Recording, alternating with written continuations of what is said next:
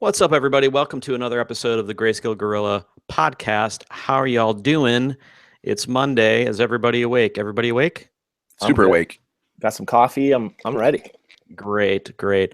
Well, it's been a great week. I'm excited. It's pretty darn warm here in the Chicagoland area. Record temps all week in the 60s. So a lot of outdoors stuff going on. We spent a lot of time outside, as I'm sure a lot of people in this area did. I even went on a bike ride, which is really good. I felt good. You guys all stretched out, ready for stretched about me. My legs are very sore, and but yeah, I had a good time. I was celebrating my birthday with my family, and we all were hanging around outside. It was a good time. It was your birthday too. Happy birthday! Yeah, it's a lot of birthdays. A lot of birthdays. Happy birthday, man! Thanks, man. So yeah, that was fun. Chris, what did you do this week? I know you had a pretty exciting weekend. Yeah, and I was even tweeting out, keeping everybody concerned, keeping on the toes. I went on my first ski trip ever. So some Chicago people organized kind of a motion graphics themed ski trip. So I headed up to Wisconsin and hit up a couple of different slopes. Literally never worn skis in my life, and it's even worse than that because I don't even really know how to skate and anything like along those lines at all. So I was pretty convinced I was going to hurt myself pretty badly. But it was more fun than I thought it would be, and I learned faster than I thought I would. I fell down like 8 times, and only one of those did I like kind of hurt myself a little bit. I somehow hit my chin, and I think it like hit my brain a little bit because I don't exactly remember how I fell, but it doesn't seem to hurt. But super quick, I'll tell one little story. There's me and another guy. We're the two newbies, and we were going up first time ever wearing skis, going up a ski lift for the first time ever, and I didn't know how to dismount. So I immediately fell off the thing. When we got to the end of it goes up to the top, you have to dismount. I didn't know how to do that. So I fell off the thing, and then my own seat hits me in the back of the head. And then the other guy immediately skied off got tangled in the fencing, and they had to like remove the fencing to get him out of it. So like the whole trip improved from there. So it was like set a nice low bar, and I got to, get better and better. Did they have to cut him out of the fence, because of those? No, they just had to like pull it off the poles so they could. But yeah, it was super fun. I'm super achy, but I didn't hurt anything. Oh, that's good, man. I was worried about you because I know so many people that have hurt themselves lately, and it's a lot of as you get older, if you damage like your wrist, it's like surgeries and all this stuff. So I'm glad you made it okay. Yeah. And how about you, Nick? So I would have been there skiing with you, buddy, but I am currently in the middle of my road trip / ski trip / work trip that I do every year. So I'm in Denver. In fact, I gotta show off the mountains here. Check this out. I was insisting that Nick show this off, everybody. But I can't really see it, but hopefully you guys. No, you got it. So that is where I'll be as soon as the podcast ends. It snowed about, I got to grab my charger. Snowed about 4 inches last night. So I'm excited to get out there today and get some skiing going. But the road trip's been good. I was at, where was I? 2 days ago, I was in Winter Park skiing and racing. They had NASCAR over there. And then the last couple of days I've just been working here in the hotel room and, prepping for some stuff that we're working on and some other projects I'm working on, and then I'm off to Salt Lake City tomorrow. I drive out there and meet up with some friends out there as well. But I wanted to tell you guys about the mostly thank everybody for the Denver. I always get the name mixed up. It's the Colorado C4D meetup that EJ put on, and that was last Thursday. So I just want to say hi to everybody that showed up to that and ask questions. I didn't know the market and like the group out there was so big. There's like 100 people that signed up to show up to this thing. And I think almost over 90 people showed up to this awesome brewery in Denver downtown. And it was a really cool meetup. EJ put it on and I did a little talk. A talk I've never done before, and got a lot of awesome Q&A from everybody in the crowd, like another hour of Q&A. So just want to say thanks to EJ, everybody that showed up at the event. And then also to Ryan at Spilt, because we saw his studio the next day. It was really cool to see other studios in other towns. And he kind of gave us a tour of his place, also took us out to lunch. So, dude, Denver, not only is everybody moving here for for, other reasons, but also it sounds like for work as well. That's cool, man. It's an awesome town, man. I really enjoyed meeting everybody and drinking all their beer. That was extra fun. Yeah, it seems like a cool place. There are quite a few people I know that are looking to move there or have already moved there. It seems like it's blowing up. I'm sure the property prices are now going to start going through the roof. But I have heard that the prices are up, and there's kind of a like, we've been here a long time kind of situation, Mm-hmm. and they're looking at the new people like, hey, what are you doing? But that's any new town. That's any town that's growing. There's going to be a lot of people show up. So it's just exciting to see. And I'm excited to get back next year. Hopefully on this trip, I'll be back in Denver. So I'm maybe plan a couple more. Salt Lake. I don't know. Where else is there? Is there one in Kansas? I have no idea. I guess we'll find out. Hit us in the comments if you have a group that you want Nick to go see. As long as there's something for Nick to do, he'll come out. That's right. As long as there's a mountain. Or even a hill would probably work. Hills are fine. Hey, I live in the Midwest, man. I'm okay with hills. Yeah, well, that's all we got out here. So what's going on in GSG news? We've got had our tutorial out last week, which was basically, right? Yeah, it was Nick. You covered displacement, and then you did a follow-up tutorial, which we put out about your kind of post process for doing your dailies and stuff in Photoshop, and kind of snuck out a little bit about our upcoming tool, the LUT tool that we've got coming out, which you'll hear more about that in a few weeks. But yeah, and in the coming weeks. Sorry, Chad. No, I just want to say thanks to everybody that let me know, which I didn't know at all, that if you do sub-poly displacement, there's now a way to view it in the viewport without hitting render. I didn't even know that was a feature. I'm always surprised, like new stuff sneaks out with Cinema 4D like that all the time. And I'm always distracted looking at like all the shatter tools or fracture and all that. And then there's always these other things that are so useful that I'm like, oh yeah, I'm sure that's a thing. But I always forget about it. So thanks everybody for letting me know about that. And it was kind of an update to an old, Greyscalegorilla has been around enough now where these older tutorials from 2009, 2010 are still relevant. Like new people that are learning Cinema 4D still need to learn those things, but the interface has changed enough now, and some of the new technology has been added to where they're becoming almost out of date. And it's something we really never had to worry about at Greyscalegorilla because Cinema 4D was so good about leaving older things alone, and just they always worked. But now it's not even just that old stuff is broken, it's that there's newer techniques that might speed up your workflow, and that's what we're all about here. So I started looking at some of our older, more popular tutorials and thinking like, how can we update them, make them better, make them look better? Their renders are better now. So anyway, keep an eye out for those. And then the color correction one was something I get asked all the time, specifically because they see the final render that comes out of Cinema, and then they see the final piece that I put on Instagram, and they're like, well, what did you do in between there? There's a lot missing. Like your render looked okay, but then there's all this extra stuff that you added in post. And I think I haven't been as good as I'd like to about sharing some of that stuff. So I'm definitely going to be doing more of that. And also, like you said, Chad, with LUTs, that's something that, I didn't know about until only a couple years ago. And now I'm adding it more and more into my workflow. So I'm excited about that as well.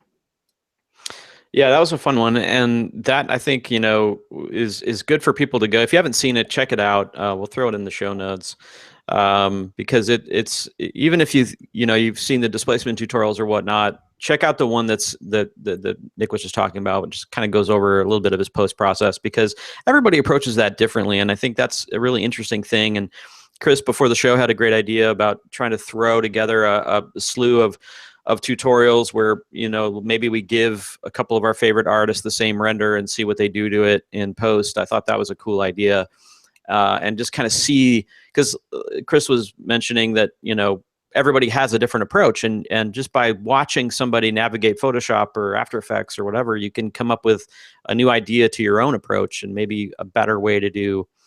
What was it you said? The 2-click vignette or what? Well, it is, yeah, arbitrary example, but all sorts of shortcuts are just quick techniques where you're like, I didn't know that was in that menu. I was doing it this manual way. Right. Yeah. No, that's especially with Photoshop. I feel like I'm in there so much, but I never really watch Photoshop tutorials that I bet I could learn a lot just by watching a few and like cut my clicks down probably in half if I actually took the time to watch them. See, that's one of those pieces of software that they've updated and added all these really cool features to, but I haven't went out and actively found out what those things are, because almost everything I do, I can do with stuff that I learned 10 years ago in Photoshop. But they've actively, you know, tried to make that stuff faster, like how to even just do masks and all those things. And every time they do, I feel like I'm a ding dong for not learning all the new stuff that it does. So that's something I definitely want to learn more about. I think you get into a rut, you know, like when you, even in cinema too, like if you're used to doing the same thing, like maybe your job, you're only touching, you know, 10 tools or something, you can just easily get into this rut where it's not a rut really. It's, if it's the way you work, it's the way you work. But yeah, once in a while you kind of have to step out and be like, is there a better way? Is there a faster way to do this, what I'm doing right now? And for Photoshop, for me, what helped me kind of push myself in that area is GSG stuff, because not, you know, generating a lot of different versions of banners and images for the site and all that. And even, you know, creating texture maps and whatnot. I tried to find ways of like automating my workflow in Photoshop using batch and using droplets and like trying to figure out what's going on there. And then the whole, what do they call this? Is it smart layers or? Oh, smart layers. Those are amazing. Oh, dude. Yeah. Yeah. I mean, that kind of stuff, like trying to stay on top of what they're doing is hard because, you know, there's so much going on in the Adobe world. But yeah, if you just kind of take a step, maybe take one day and just look at what you're doing and be like, is there a newer feature that could make this easier? That would be awesome. Well, it used to be, I did all my still stuff and even my photography early on, I did it all in After Effects because I didn't know Photoshop as well. But mostly After Effects was procedurally made. Like all their effects were not applied to pixels. They were like live layers on top of other things. And Photoshop was a lot more brute force, just like we're going to apply this to all the pixels at the same time, back then at least. So I kind of like pushed away, but consistently Photoshop's been adding these ways to keep things live. Smart layers is one of them. Keeping like smart layers allow you to rescale it up and down all you want and never lose quality. And also they also work as pre-comps, which is one of the reasons I loved After Effects, the ability to take one piece and then use it multiple times over your project. So every time I learn that stuff, I'm like, well, no duh, it's in Photoshop now, but I just don't use it. And then I got to like remind myself that it's there. So I think I've always done boards. Whenever I'm doing boards, I'm always doing it in After Effects or Fusion, because I feel like just for those reasons, like Photoshop is so destructive that, I mean, it's less destructive now than it used to be, but I always like to keep the fact that, first of all, Photoshop needs to have spline masks that are live. Like why it doesn't have that is just like unreal to me. Because that's a huge thing. Like, you know, you want to make a matte in Photoshop and your matte is rasterized and it's there and that's your matte, and it's like, that sucks. But yeah, I mean, it's definitely gotten better, like being able to link out to other files in your project and swap out those files, and yeah, it's definitely cool. But anyway, well, what else going on around? Should we do a Render Wars update? Oh yes, Render today Wars. in the Render Wars. So what's going on in Render Wars? Octane 3.06 announced, which a lot of people are very happy about. It's going to start to roll. I'm not sure if, I think you can actually get it for Cinema now, but the standalone is definitely updated. The Cinema 4D version, by the time you hear this, it might be out. The big thing there is they're now starting to include adaptive sampling in Octane, which is, I'm not going to pretend to know all the details on that. You should go research it if you're interested in this. But what that means is that you're going to finally be able to tell Octane where to spend more of its time thinking.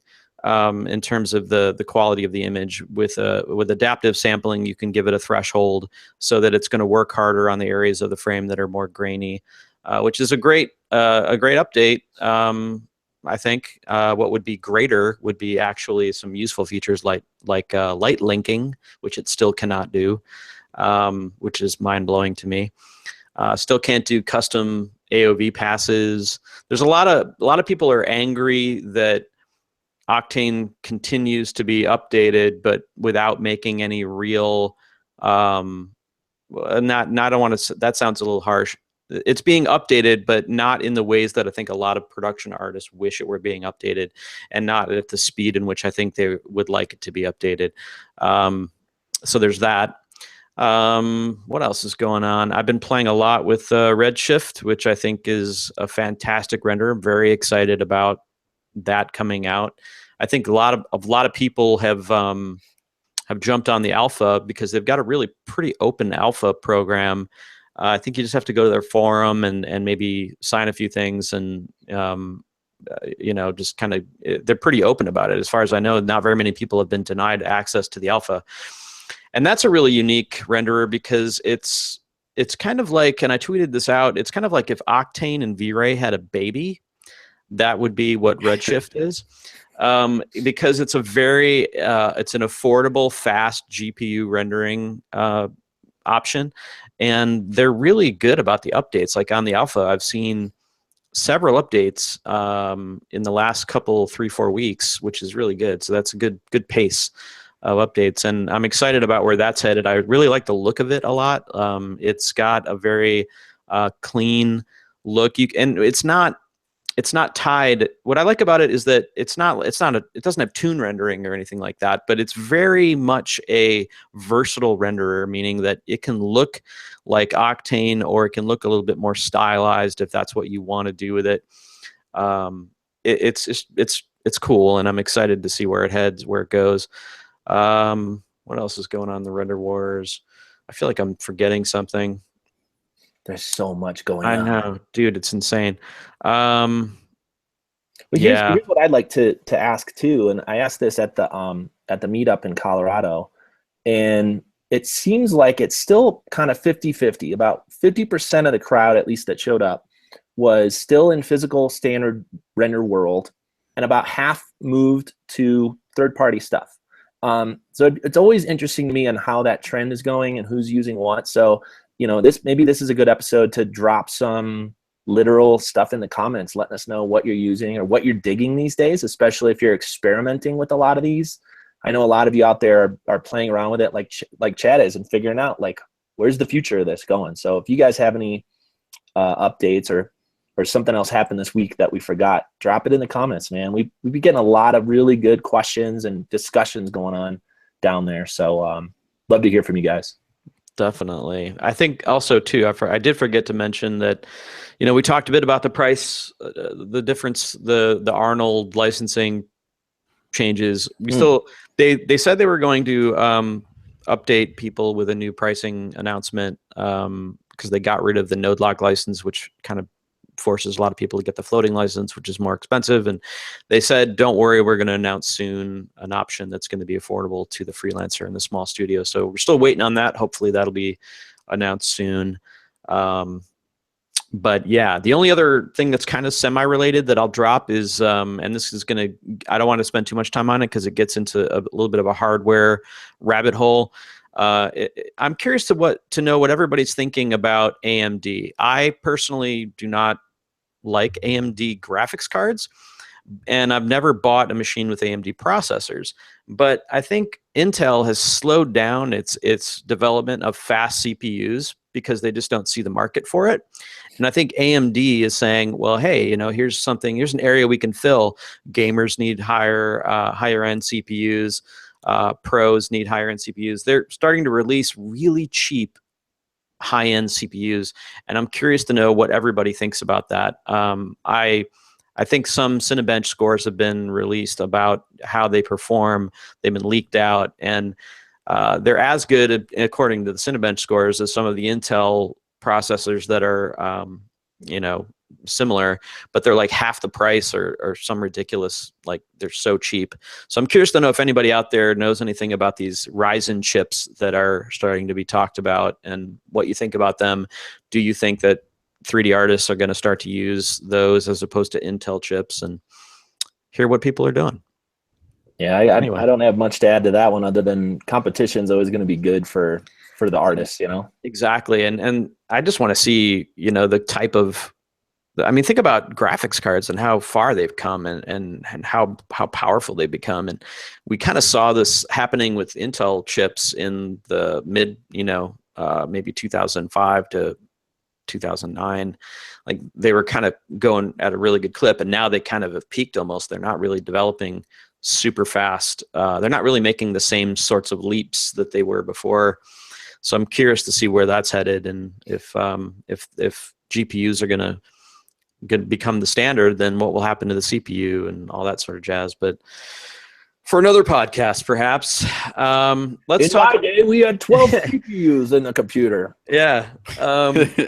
So we talked about the topic today, and we kind of agreed that we were going to talk today about our process, our morning, specifically our morning process, and discuss how do we start our day? How do we get our day going to become productive members of Greyscalegorilla, or just, you know, artists in general? And so that's what we're going to talk about today. And I want to encourage everybody listening to drop us a line in the comments and tell us about your process and what you do and how you operate. How do you get out of bed? Is it, you know, a coffee? Is it, I don't know, doing... If you'll let me, I want to speak just a second about why I think this is important. I think if people are like, why are you talking about what kind of coffee you're drinking? For me, I get the question a lot of, and we get this question a lot of, like, how do you stay creative, and how are you inspired? Like, what makes you inspired in the world? And I think I touched on this last time we tried to answer that question. And for me, that question isn't necessarily what websites do you go to like be inspired. For me, inspiration is about setting up your life and your body and your environment up in a way that lets you get your best work done.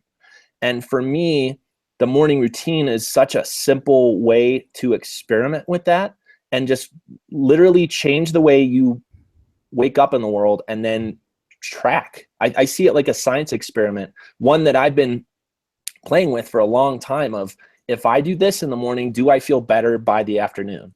And I think some of this stuff works. So I think that this is a really fun topic for me, at least. And I just wanted to set that up for people going like, are we going to talk about toothpaste? Because if we are, I am so down. Because if so, I think that's the next podcast we're starting. Yep. Oh, We're going to call it Toothpaste Wars. The Cavity Creeps. Remember the Cavity Creeps? No? Okay, I'm alone in that. All right, so who wants to start? Who wants to tell us about their morning routine? What do they do to get going? Chris, you want to start us off? Well, I think maybe you should start out, Chad, because I think you might have like the most maybe average one, because mine's a little weird, and I think Nick's might be a little weird. I'm a little offended by that. You're the most normal, but I don't know that for sure. No, I am. I'm super boring, actually. My morning routine, I work from home now, so it's really not that exciting. I usually get up, have a coffee, and chill out, see the kids off to school, and then start playing music. For me, music is a huge part of getting my mind ready to kind of jump in and get excited about what I'm working on. So I'm usually, one of my favorite things is I have a JBL Flip Bluetooth speaker that kind of walks around the upstairs with me when I'm going from room to room, getting ready for the morning. What does that mean? It's like in your pocket? No, I just carry it. It's like a portable Bluetooth speaker. That's cool. And I just literally will have it, when I'm showering. My entire morning routine is just me on my phone in the morning with my coffee, checking the news, checking all my phone. Okay, so let's go through the real routine. My real routine is literally me waking up, going to my phone, because I'm a bit of an addict when it comes to that. And I'm checking all of the forums, all of my Slack stuff, and I'm on a bunch of betas, and I'm talking to all these people from different time zones. So I'm catching up with all those people, and I'm checking my email and all that, having my coffee, come upstairs, start playing music really loud. jump in the shower, and then, yeah, walk down the hall into the office. I do like to make sure that every day I start off with a clean desk, because semi-clean, I guess. And that way, like, an uncluttered desk is an uncluttered mind for me. So I like to make sure that my desk is not in disarray, because it stresses me out. I just have this weird thing with that. And then the dog follows me up usually, and he comes in and he lays down, and yeah, I cue up my Hue lights to the correct work temperature, and I start cranking, man. The music's always on, noise canceling headphones on. I can't hear a thing going on. My kids are probably screaming. I have no idea. So yeah, that's me. And usually it's like Slack is the first thing I'm opening up to make sure nothing's going on that I need to take care of. Then I jump right into GSG stuff and working on all my stuff. So yeah, I guess it's pretty standard. Now it sounds like you're not too strict about food, like your food in the morning, or your like showers or anything like that. Are you just like straight to work and then you'll figure that stuff out later, or what's your thought on that? I don't know. I get up, I go downstairs, have a coffee, chill out, check on my phone, doing whatever, and then I'll eat breakfast right before I head up, to shower. And so it's just a bowl. I'm a cereal guy, like always been like a huge cereal eater. And so I'll just have a bowl of cereal before I head up and start my day. And yeah, and now in the summer I'll go for a bike ride to, like, right after the kids get on the bus. Tracy and I will hit the trails and ride our bikes. But in the winter, it's kind of like sometimes we walk, sometimes we don't. Sometimes I don't do anything. Sometimes I run. So it's kind of all over the map. But yeah, but when I come upstairs for work, the door shuts and everybody knows that I'm off limits. So then that's kind of how it goes. Nothing too crazy. No, I think there's a lot there though that you set up. Like in particular, your space is your workspace. I think is really important. I got a lot of those questions from the Colorado crew when I was out there about like working at home and work-life balance and those kind of things. And I think the fact that you said that even mentally that this is your space and it's kind of like you're off limits is, even just for your brain, it seems like really helpful. Am I making that up, or? No, you're right. In fact, one guy, I think it was maybe been on YouTube or something. He was like, he hit me up and he was like, how do you, what did he say? He's like, how do you deal with your kids at home on your computer? Like if they get on it and mess it up. And I'm like, they're not allowed on my computer. And that was like such a foreign concept to me, to have my kids touching my computer, that it really kind of struck me. It was like, wait, do people do that? Like, I would never let my kids touch my computer. And so I wrote him back and I'm like, well, I don't let my kids touch my computer. That's rule number 1. And rule number 2 is they can't come into my office unless unless I'm in here, or unless they've come in here to grab something and whatever. But yeah, I'm really strict about that, because I see my computer at work, or sorry, in my office here at home, and my office as I see it as the same as if like I were a doctor or a mechanic or whatever. I used to have friends growing up who had mechanics. Their dads were mechanics, and they would just be, we'd be, wanting to work on our skateboards or whatever. And they'd be like, okay, we can work on our skateboards, but you can't touch my dad's tools. Like, don't touch my dad's tools. He'll freak out. And everything was like, they'd have their dads that had all the tools hung up in the most perfect place. And that really kind of, I guess, is how I approach my computer at home. It's like, these are my tools. This is how I put a roof over your head. This is how I feed you. Like, don't mess with this stuff. This is not a toy.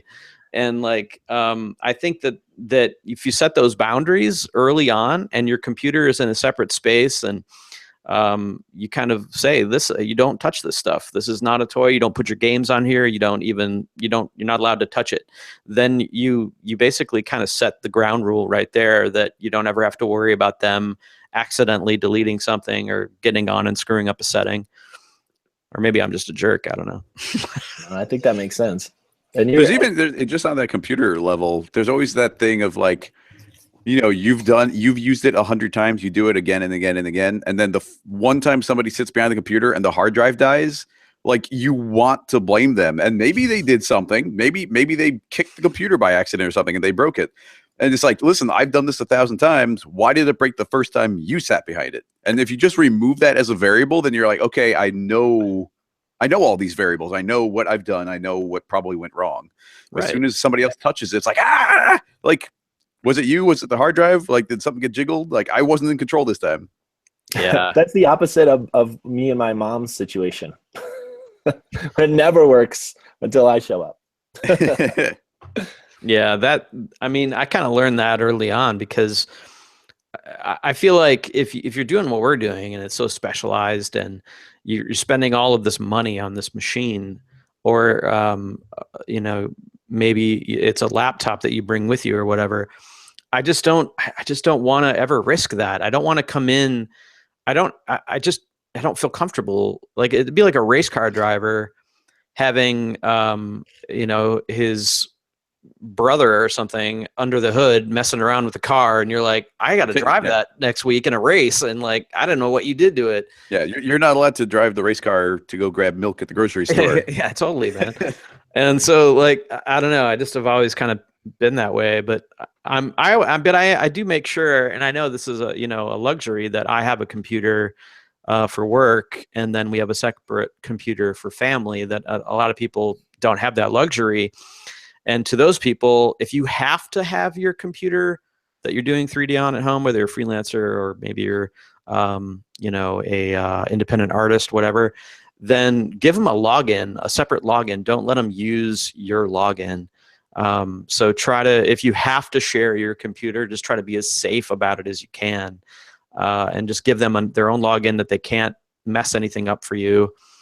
That's what I would do. I mean, I kind of wish I had done that with all the family stuff. Like I don't think iPads can do separate logins though. That would be cool if they could, because that would be a heck of a lot easier. Anyway, that's me. Who wants to talk about their stuff next? I'll go next, because I think Nick's going to have like the most insightful stuff, maybe, or he thinks about it the most, so we'll save him for last. Yeah, I don't know if it's too insightful, but I sure obsess over it. That's for sure. Yeah. So on my part, I always try and optimize things to like remove friction, to like just squeeze out all the minutes in the day that you can. And like, my morning routine was effectively to remove as much of a morning routine as I can. And so some of the questions I'll have for you guys after we come back around is going to be, what am I missing by doing this? So for me, I typically shower the night before. So I go to bed and I just kind of wake up and I'm like kind of ready to go. But I don't eat breakfast, and I don't have any kind of fancy morning routine. Like, so for me, I wake up and within 10 minutes I am like out the door. If I was like driving to a job, like back when we were at bomb camp, like 10 minutes from in bed, I am in the car driving. Like, there was no breakfast, there was no like checking emails, was no setup or cleanup or anything. It's like, get up, hit the bathroom, get dressed, get ready, out the door, done. And it's even, I'm working from home now, but it's still the same routine where it's like, within 10 minutes, like, I've woken up, gotten ready, and, and I work with my brothers here for doing code stuff. So they arrive and then we go for a walk, and then we arrive an hour. So I guess you can add in for the routine. I have we go for a walk. So because we work from home, I think it's very important to distinguish home time from work time. So I have 2 desks, 2 computers, like 2 different rooms that I do these things in. So they don't get intermingled, with the exception of these podcasts, but that's just such an isolated thing that I don't really feel like that crosses over. And it's really important to me to be like, okay, we wake up and we go to work, which is like just walking around the neighborhood, and then we come back and now we're at work. So it's kind of like just putting yourself in the mental headspace of that. And I think that's really valuable. Where if I were to wake up, roll out of bed, put on slippers and then start working, like, you're not working. If you go and you're like, so I guess for me, the routine is like, I had to be presentable to the world. So, I had to put on pants and shoes and, comb my hair and now you go for that walk, and now you're back and you started your day. So that is, I guess that's the minimum, but all that happens within 10 minutes. But I am forcing myself to distinguish between work and home. Do you walk in a different door when you come back? Because you do like an office door in the back. Oh, I didn't think about that, but we could do that. We always walk out the front and in the back or something. Yeah. So what do you guys talk about on your walks? I mean, I think that's your routine sounds pretty, it's minimal. I disagree about breakfast. I think it's an important meal that you shouldn't skip, but that's your life. But what do you guys talk about on this walk? Because is that a way for you guys? Are you talking about work, or do you just are just walking? It is very rarely work. Honestly, we talk about everything. It's all over the place. I mean, there's catch up on the weekends and what everybody's been up to. And we spend a bunch of time talking about video games and the things we have in common. But we talk about, like big inappropriate topics for like general consumption of like where we're all over the place as far as like politics and, like societal norms and this and that and like things I don't even want to bring up because I don't want to deal with the responses. But we talk about kind of everything. And because, first of all, we're all brothers and we're pretty similar. So we really get into like the nitty gritty, tiny little details of it. And Nick knows a little bit of this because it's the same stuff we used to talk about during ping pong. It's once again, not stuff I'm going to repeat it for general consumption because essentially in a room with other people who we could talk about these things and not get offended.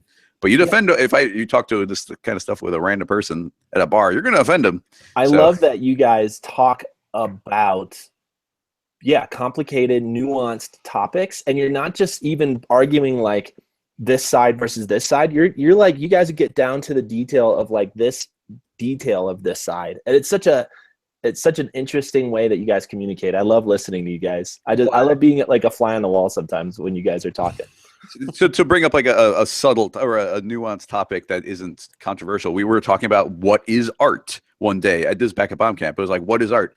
And it ended up turning into like an hour-long conversation of just like defining terms, and we were like building an equation of like, okay, art is like time plus effort plus skill times this, and it's like, and this is more artistic than that. And I mean, just like really, it's all about like really understanding what the other person really thinks about this thing and like defining terms and getting to the nitty gritty. It'd probably be so boring for most people to be listening with how nitty gritty we get with some of it, but I enjoy it.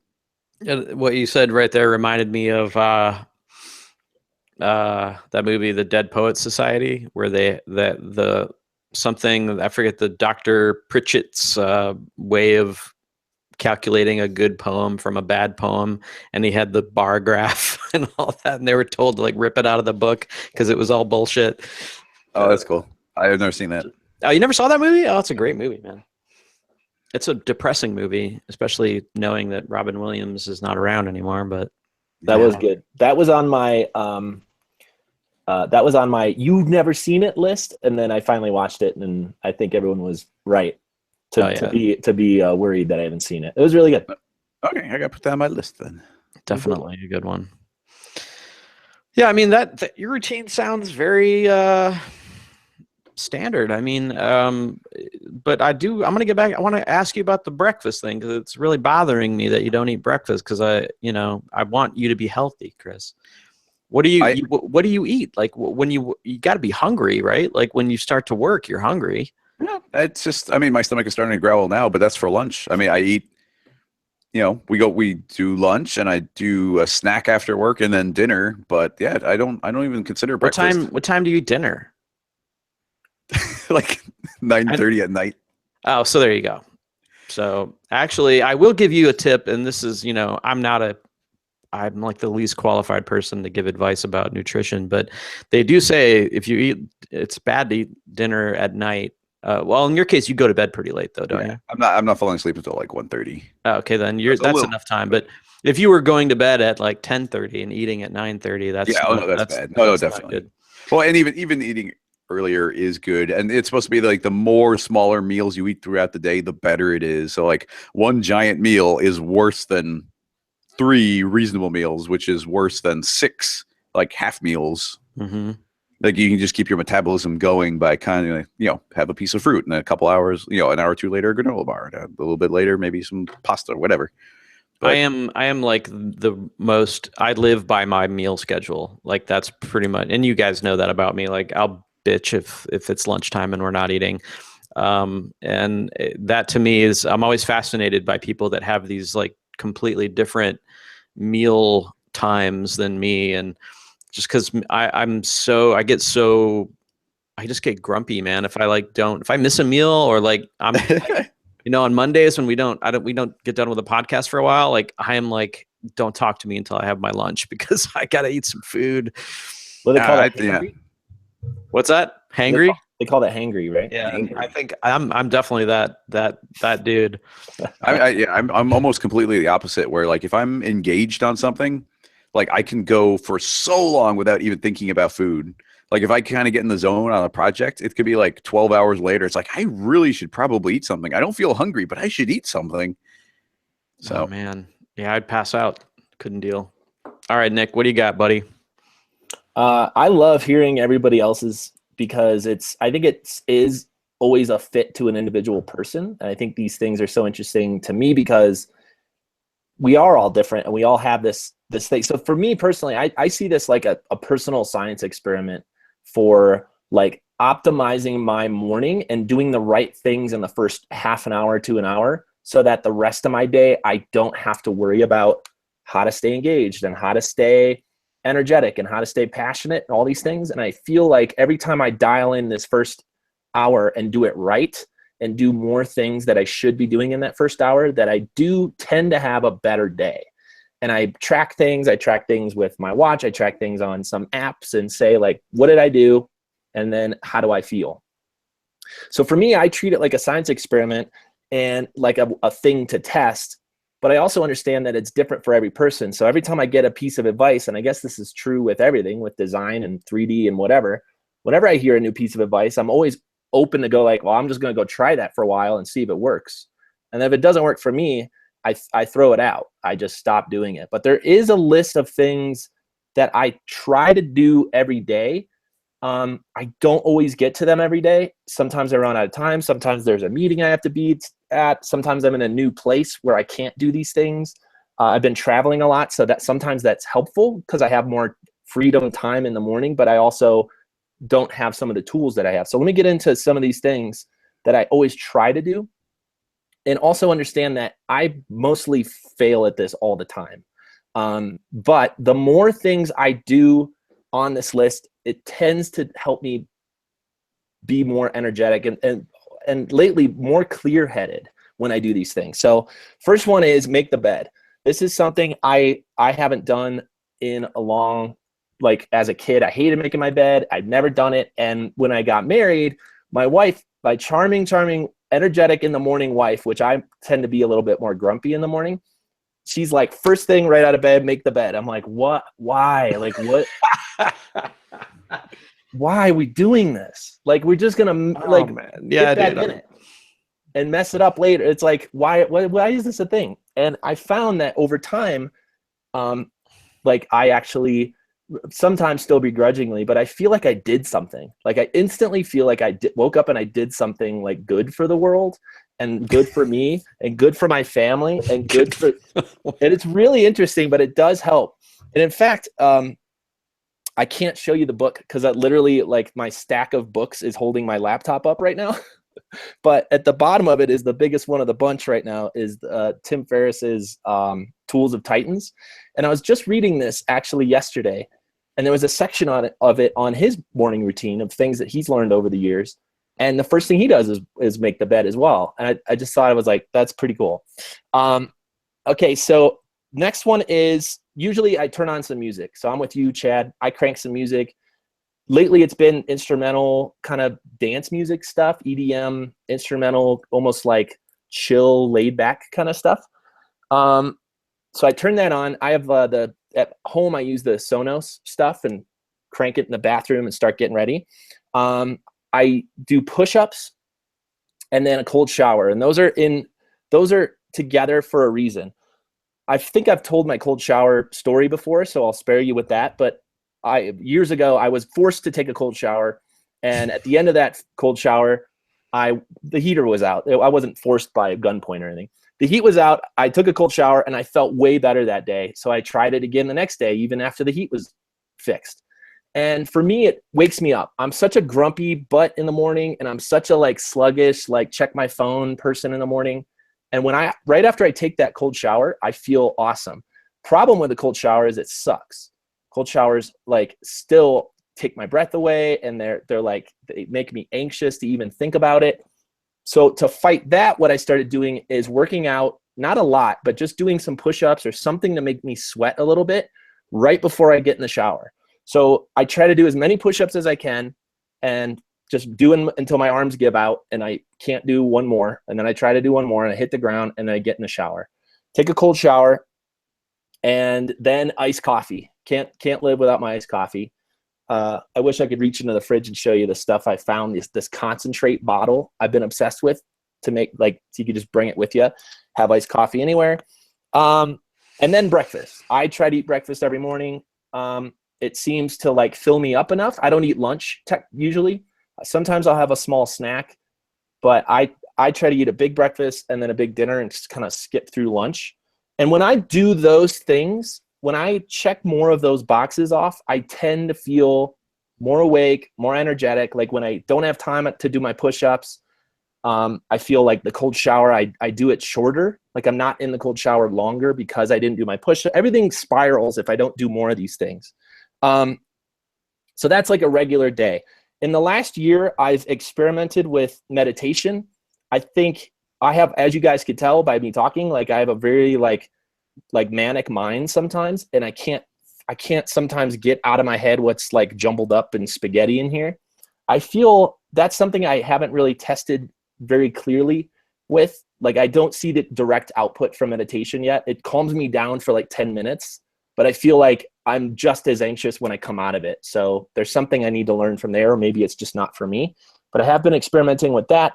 And I've also been experimenting with journaling, which everybody says like has helped them be more successful, get more stuff done, and write stuff down like literally before they get started in the day. That also, I haven't seen the huge benefits on that yet, but it is something I'm experimenting with. So I see this as an experiment to try out the beginning of my day so that the rest of my day I am free to like do the stuff that excites me. So I don't know. I feel like there's a lot there, but I'm open. It's not the only thing that there's two things that, number one, I don't make my bed. I probably should. And we just never have. I don't know why. It's just not, I don't know. I like having a bed made. I just don't like making it. But I get what you're saying though, that I feel like I probably would feel that same sense of accomplishment if I actually did that. And that's a small little thing that you can do. The cold shower thing, I will never understand that, man. That is all you, baby. Like I could never in a million years jump into a cold shower. I would just probably curl up into a ball before I was able to do that. But well, and I'll give everybody this tip too. I rarely do I just get directly into a cold shower. Especially if I don't have time to do push-ups or work out and all those kind of things. I'll do like a regular hot shower, like scrub it up, whatever. So you just take a regular shower and then you just turn it cold.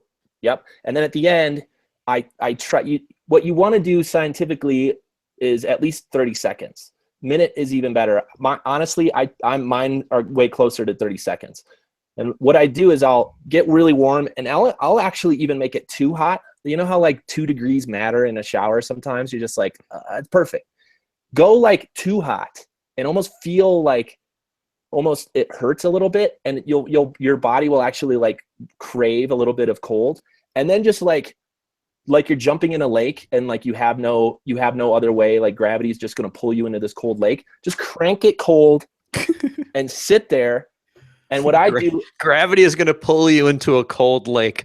I think like it's got a little insight into Nick's psyche right there. But listen, like if you're standing at the edge of a cold lake and you're about to jump in, as you do in Michigan, your mind is like, this is gonna be cold, this is gonna be cold, this is good, and all the worry is way worse than like the split second of being cold. And then once you're in, and almost everybody I think has had this experience, once you're in the cold lake, you're like, takes your breath away for a second, and then you're like, wow, okay, I'm stabilized.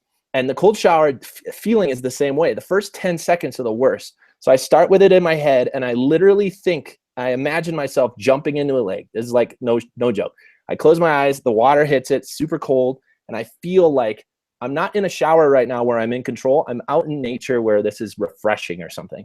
So once I'm past that point, I do a little spin, try to get the water all over the place.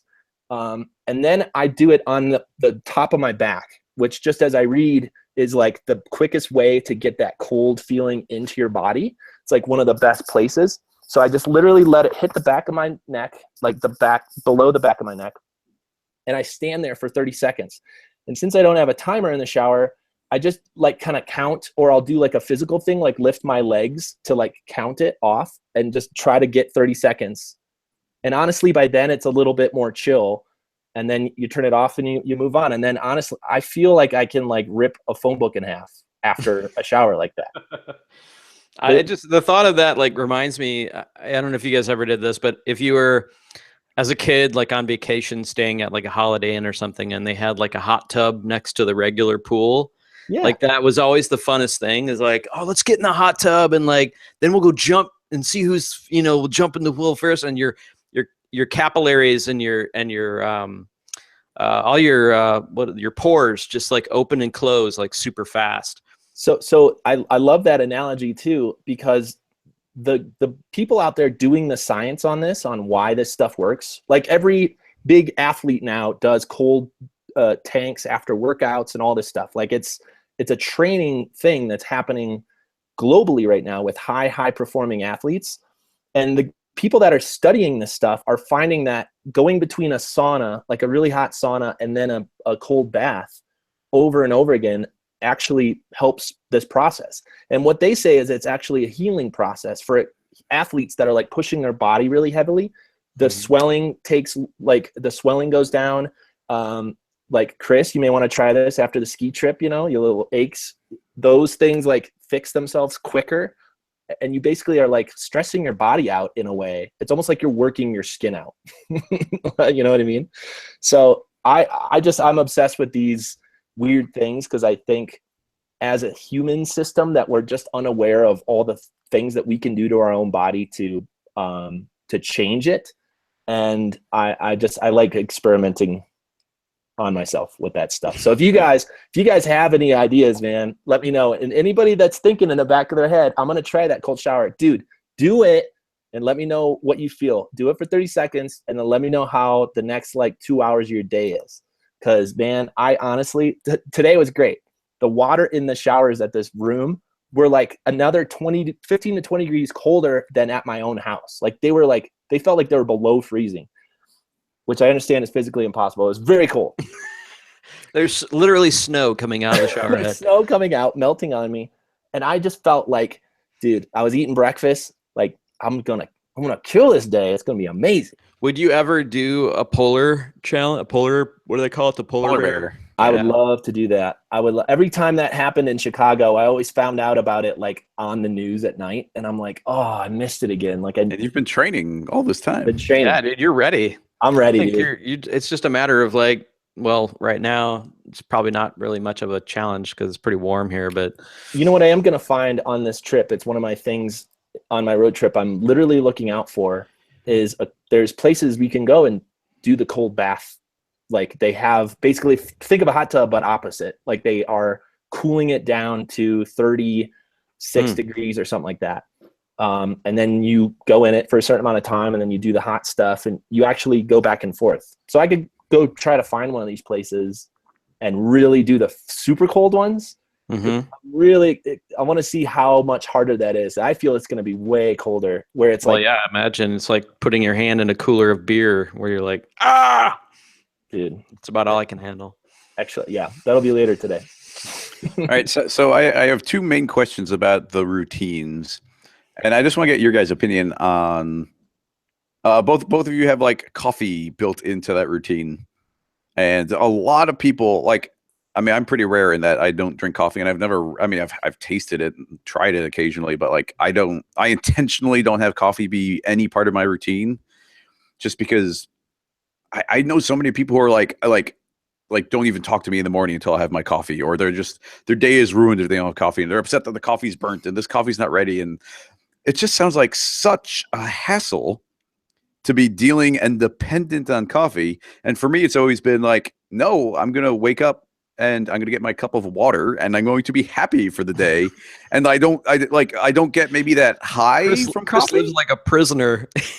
I know, but I mean, I just feel like there's this built-in like when you start drinking coffee as a regular part of your routine, you're setting yourself up for like a daily roller coaster of like you wake up and you're slow and you're grumpy, and then you get your coffee and you're like, oh, I'm awake and I'm happy, I'm doing these things, and then you're just all through the day no, it's not for me. It's not really like that though, because I think that there probably are people out there that are more of like a roller coaster or whatnot. But for me, if I get up in the morning and I don't have my coffee, it's not because I need that coffee to like wake me up and like, oh, that caffeine, for me, it's just like, it's such an enjoyable thing. Like I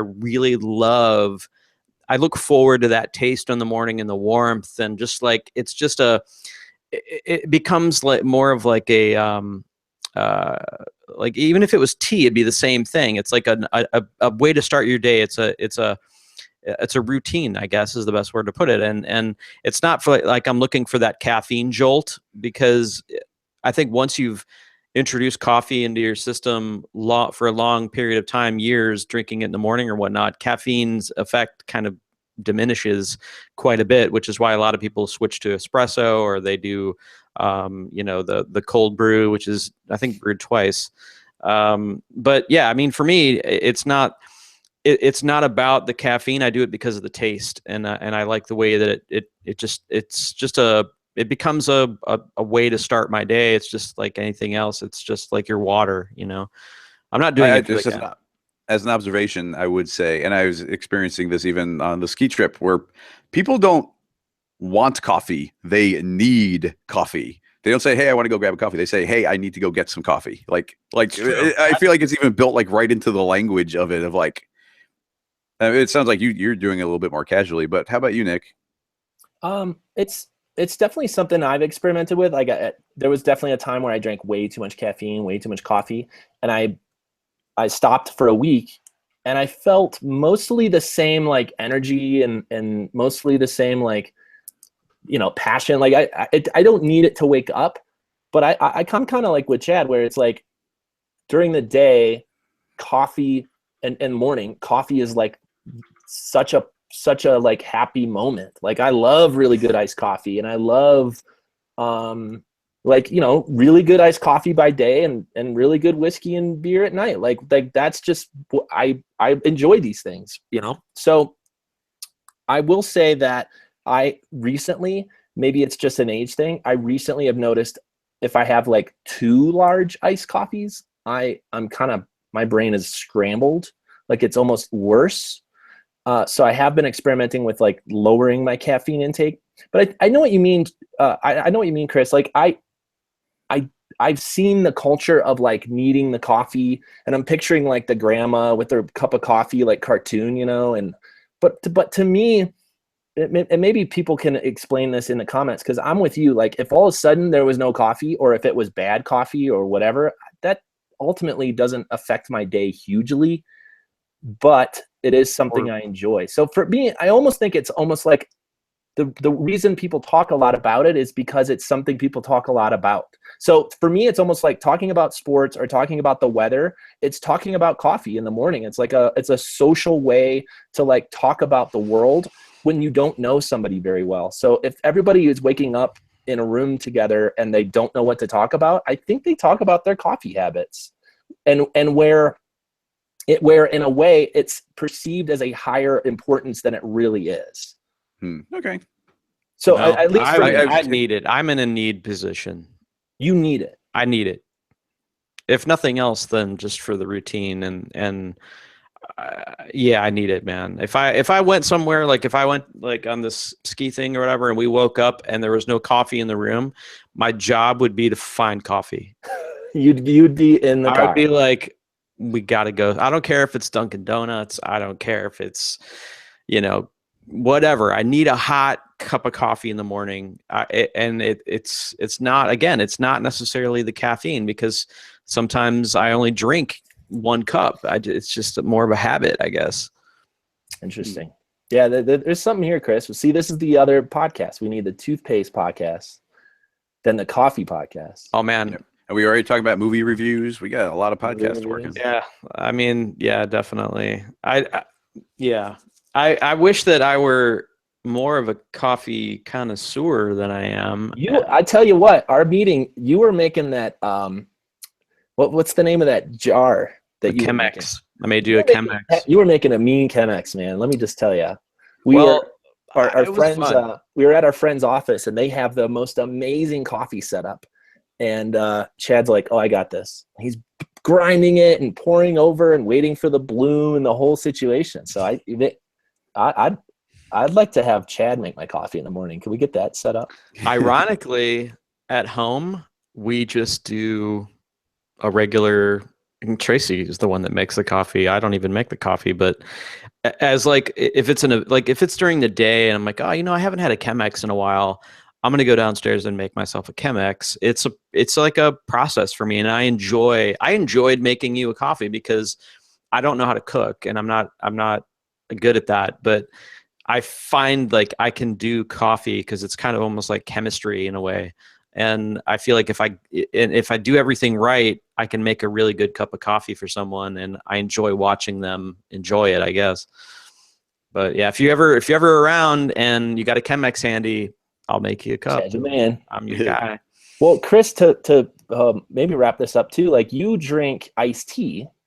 Is there any amount of like caffeine? Does caffeine play into your iced tea drinking? I would say probably not, because I'm very inconsistent with the iced tea, where like I'll be in the mood and I'll make this giant pot of it, and I've got like a week's worth of iced tea, but then, a month could go by without me making any more. So like, it's just a beverage to have in the refrigerator. And I don't drink any soda, and that's just more for like not having sugar intake. Like if I worked out more, maybe I could drink more soda, but kind of compensate. So you don't notice any caffeine like buzz, or have you ever experienced anything like that? Like let's say you had 3 of them. In college, we were obsessed. Me and my group of friends were in the labs all day. We're doing we're doing animation, we're doing stop motion animation, we're lab aides, we're just in the computer all the time, playing video games, watching movies.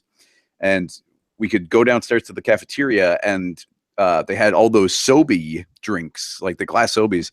So it was like 4 times a day we'd go down. It was like, oh, Sobe run, and we all go down and we all get Sobeys, and they had all those different varieties. And for a while, I was drinking the triple ginseng tea, and it was just really good. And then there was a point where there's like a day where whatever the case was, but there was a time when I didn't get it, and I like actively got a headache, and I was like, and I'm actually pretty good at like what am I I'll just be like, what am I in the mood for, like food wise? And I almost always have an answer for that. Like, this sounds good, and I don't know if it's true, but I'm just assuming like that sounds good because my body knows that will give me the things I'm kind of looking for.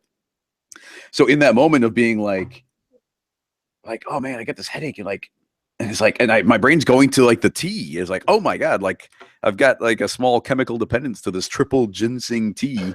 And so I immediately, and as soon as I realized that, because I don't like addiction stuff. So as soon as that was a thing, I immediately like cut back on it and stopped drinking that. So I love addiction stuff. That's my favorite stuff. Addictions are great, man. You need at least 1 or 2 good addictions. Don't touch coffee, buddy. It's a wormhole. Yeah. It's a gateway drink. It's a delicious, warm or cold, chocolatey, no calorie wormhole. It's so good. It is so delicious. It's dangerous, man. I don't know this. I feel like I would have a fairly addictive personality, so this might just be me naturally compensating for it. Like I have to intellectually keep it out of my, out of arm's length, and then I don't have to worry about it. That's good. That's self-awareness, man. You know your limits. That's good.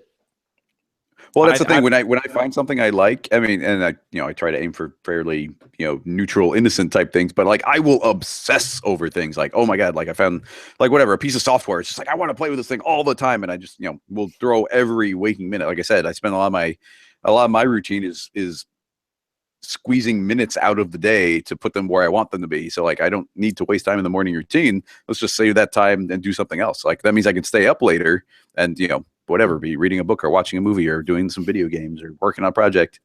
So when I find something, like I really dive in deep. So I feel like that would be the same thing. Let's all put our heads together and find something for Chris to become addicted to. And then but I think he said it right, which he is. Like he has these more like less chemical things, but more like intellectual things that he gets addicted to. And then he already has too many of them. Like that's how I heard it, right? Yeah. Let's find a chemical one then. I'm down for that. Yeah. Well, and then everybody listening, like you guys know how fast I can go in tutorials, especially when I get excited about like the topic I'm on. Now imagine if I was on caffeine on top of that. Can you imagine a Chris tutorial with like a quad shot espresso? And then that might be fun. Then playing it back on YouTube 2 times fast. it'd be like it'd be like a solid tone. The words There's something wrong with your tutorial, Chris. It's all white noise. Yeah, I don't understand what's happening. You're just a blur. That's just me on caffeine. Oh my God, that would be hilarious. All right, so I think when we're all at NAB, I think I'm gonna get Chris a double shot and see and I'm going to document what happens. Maybe we should like do that for like half res. When I do my half res presentation, I should like have a bunch of caffeine beforehand and just see what happens. Just like up on stage. The experiment this year, Chris, is not to do a tutorial in version 6. It's to do a tutorial on as many stimulants as we could get into Chris before this time. How many does it take before his hand literally can't hold the mouse? 5 minutes later. Oh, I'm done. That's all I got. See you guys. That was great. All right. See you next time. Well, maybe we should wrap up as well. And for those of you waiting for half-res stuff, that reminds me, those are coming out in March. Might be a little bit later March, but keep an eye out for the half-res recordings, which are some pretty fun ones with Beeple and Andrew Kramer and Chad Ashley from Greyscalegorilla and Chris. Mm-hmm. You may remember us from such tutorials as the coffee bean tutorial and the hydraulic arm. Oh, and our buddies Nick and Eric, their presentation was really, really cool about starting their own company. So look for those pretty soon. I just want to sneak that in there because I know we get a lot of questions about that. And before we wrap up, Chad, I'm sorry to interrupt, but if you guys have a morning routine thing or something about coffee or something we should try, I love experimenting with this stuff, and I will go try it. I'm the dummy that will go try whatever you put in the comments. So put it in there. I'll try it, and you can report back. I can report back. Let me tell you, the cold shower working real well. The meditation so far, I can't do it. I can't do it yet, but I'm working toward it. I can't wait to see what everybody comes up with. I know I'm gonna make a couple dummy accounts just so I can put in some crazy stuff and see if Nick does it. If you put your hand, I'll laugh at him when he's done. Just put your hand in a bowl of scorpions, and then you can work like crazy. You just gotta drink scorpion. What do they call that? What do scorpions even have? Venom? I guess they do, right? Scorpion. Yeah, I think it's venom. Right? Yeah. We'll make a new brand of coffee, and we'll call it Scorpion Venom. Oh, I love it. That's already a shirt. I can picture it in my head. Anyway, need a logo, Chad. Working on it. Done. All right, guys. Thanks for joining us. Again, hit like and subscribe and give us a comment and all that fun stuff. And thank you all for joining us. Have a great week, and we'll see you next time. Say goodbye, everybody. Bye, everybody. Bye-bye.